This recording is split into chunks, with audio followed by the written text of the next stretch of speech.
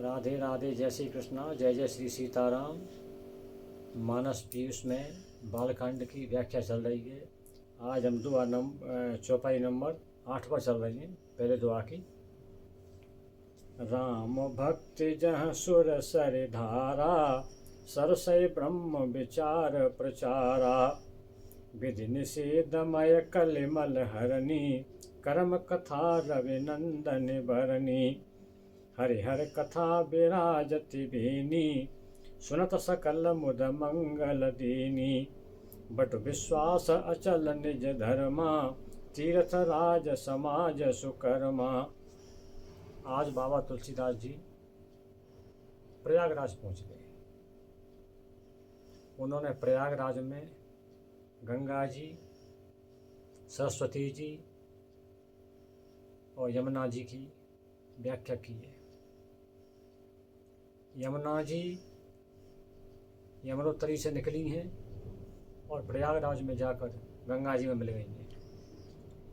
सरस्वती जी ब्रह्मा जी की पुत्री हैं, लेकिन किसी श्रापवश वो नदी बन गई और विलुप्त धारा के रूप में वो भी गंगा जी में मिल गई हैं।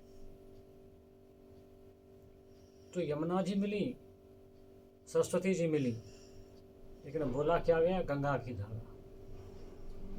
मतलब गंगा जी में कोई सी भी नदी मिल जाए तो गंगा की धारा ही बन जाती है। यमुना जी की धारा नहीं कहा गया, सरस्वती की धारा नहीं कहा गया, गंगा जी की धारा ही कहा गया। गंगा जी इतनी महान है। यमुना जी कौन है? रविनंदनी।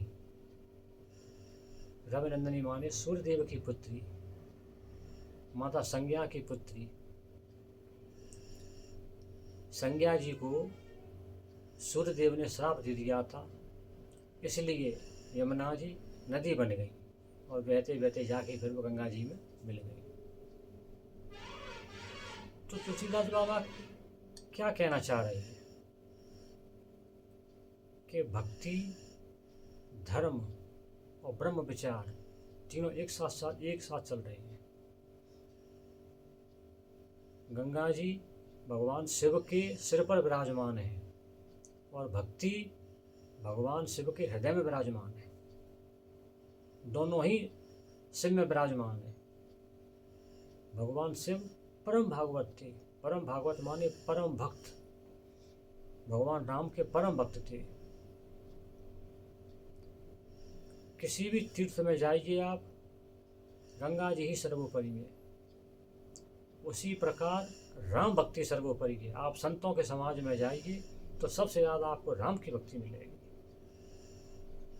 तो बाबा ने कहा है कि प्रयागराज सब तीर्थों का राजा है। प्रयागराज में तीनों नदियों का संगम हो रहा है। संत समाज विद्यमान है और वो अक्षय वट, जिस अक्षय वट पर भागवत महापुराण में बताया है कि मार्कंडेय जी महाराज ने देखा था कि प्रलय काल में लड्डू बाल गोपाल पत्ते में, एक दोना रूपी पत्ते में अपने पैर का अंगूठा पीते हुए सो रहे थे। वो अक्षय वट प्रयागराज में ही है। जो प्रलय के समय भी वो अक्षय वट समाप्त नहीं हुआ।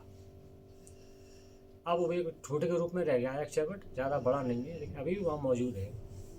तो ऐसा अक्षय वट प्रयागराज में ही है। मार्कंडेय जी भगवान ने कहा था कि मुझे माया का दर्शन नहीं हो रहा है, तो भगवान ने उनको माया का दर्शन कराया।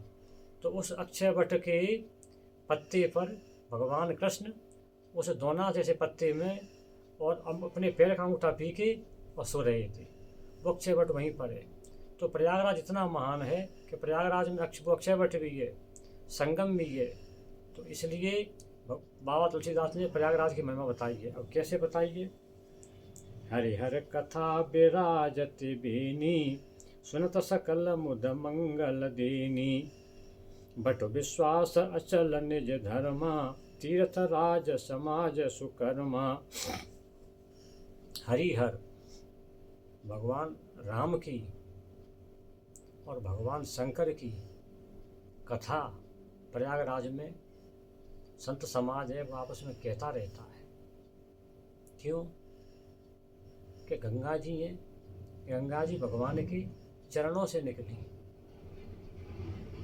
और जो भक्ति है, भक्ति भी भगवान के ही मुख से निकली है। भगवान की कृपा से ही भक्ति मिलती है, नहीं भक्ति नहीं मिलेगी। और वहाँ हर भी विराजमान है कि थोड़ी सी दूर पर चल के काशी में, जो मोक्ष की नगरी काशी है, वहाँ पर हर भी विराजमान, शंकर जी भी विराजमान है। तो राम जी का और शंकर जी का मिलन हो रहा है, हरे हर का मिलन हो रहा है प्रयागराज में। इसलिए प्रयागराज को तीर्थों का राजा बताया गया है। तो तीर्थराज समाज सुकर्मा, वहाँ जितने भी संत हैं, जितने भी साधु जन हैं, सब सुकर्म करते हैं, भगवान का नाम स्मरण करते हैं, भगवान की भक्ति करते हैं। तो इस प्रकार मैं तीर्थराज प्रयागराज की वंदना करता हूँ कि हे प्रयागराज, हे त्रिवेणी, हे भक्ति कर्म ब्रह्म ज्ञान, मुझे ऐसी बुद्धि दीजिए कि मैं रामचरितमानस को अच्छे से लिख सकूं और ये लोक कल्याण कर सके। बाबा सबकी वंदना कर रहे हैं। इस प्रकार बाबा ने आज प्रयागराज की वंदना की है। राधे राधे, जय श्री कृष्णा, जय जय श्री सीताराम। जय श्री कृष्णा, राधे राधे।